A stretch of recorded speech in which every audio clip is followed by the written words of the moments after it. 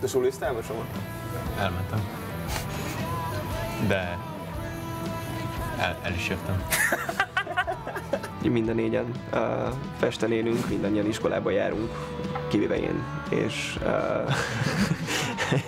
és mindannyiunk napja ugyanúgy kezdődik, mint bárki másnak, hogy fölkön reggel van, aki elmegy iskolába, van, aki elmegy dolgozni, majd utána mindannyian baromira várjuk azt, hogy együtt tudjunk zenélni újra és újra.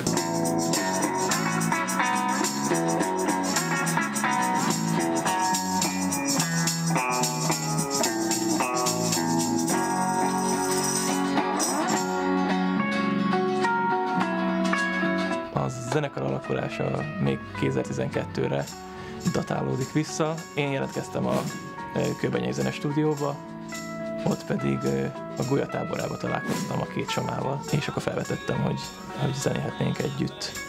Szóval így vagyunk így négyen a zenekarban, Dávid gitározik, Ável dobol, Soma gitározik és énekel, én pedig basszusgitározom. Már a legelején a szüleink vitték a cuccainkat koncertre, és máig lehet olvasni a kommenteket a szüleinktől, nagyon biztatóakat az összes Facebook posztunk alatt, úgyhogy nagyon lelkesebbek, mint mi igazából.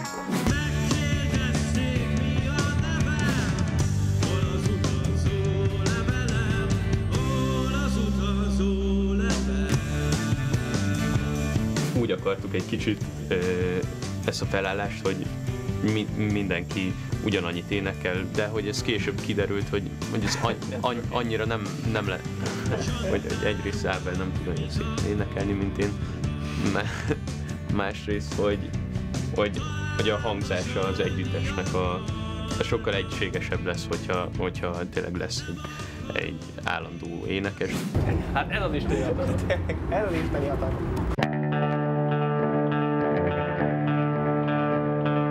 Magát a stílust, amit játszunk, azt én nem tudnám konkretizálni. Szeretik ráhúzni, hogy ez pszichedelikus rock. Az első demunkat a barátnőm egyik legjobb barátjánál, aki most már mondhatjuk, hogy talán nekünk is nagyon jó barátunká vált, Sándor Matyinál rögzítettük az ő hálószobájában. A dobot ilyen nagyon garázs körülmények között egy diktafonnal vettük fel egyben az összes számot, tehát vágni se lehetett az egészet. Én úgy éreztem már az elejétől fogva, hogy mi sikeresek leszünk, és nem hiszem, hogy bármelyikünk is hobbiként kezelte volna ezt az első alkalomtól kezdve, hanem sokkal több volt számunkra ez már a kezdetekkor is, amikor 10 ember volt a koncertjeinken, akkor is többnek éreztük, mint egy hobbi. Hát együtt szoktunk elni leginkább mindenhova, úgyhogy nem tudom. Golfaszunk, vitorlázunk, bort kóstolunk, és diátadokra járunk, és gasztrosókat rendezünk. Én egy borzasztót kérlek szépen. Amúgy ezt lehet mondani, hogy hobbi. Hogy így egymásnak szoktunk átküldözgetni mindig ilyen oldalakat, hogy nyílt egy jó étterem a városban, és akkor menjünk el, próbáljuk ki, és nagyon szeretünk együtt tenni finomakat. Street food. Igen, ezt tettük most ilyen próbáljuk. Jártunk le, de most kipróbáljuk a másik szélsőséget is. Igen, eddig szágásra gyúrtuk magunkat. Soma nagyon ért ehhez például. Ő nagy mestere ennek a street foodos dolgoknak. Igen, nagyon szeretem a jó hamburgereket.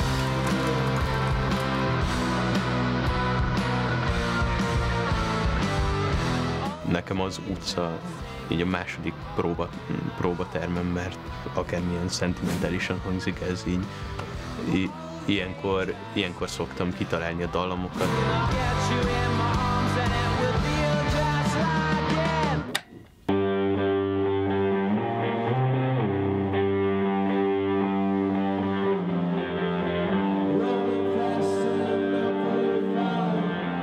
Annak ellenére, hogy egyre nagyobb sikereket érünk el, illetve hogy úgy néz ki, hogy egyre jobban beindul a zenei karrierünk, attól független szerintem meg tudtunk maradni mindannyian ugyanolyan embereknek, mint amikor ez az egész elindult.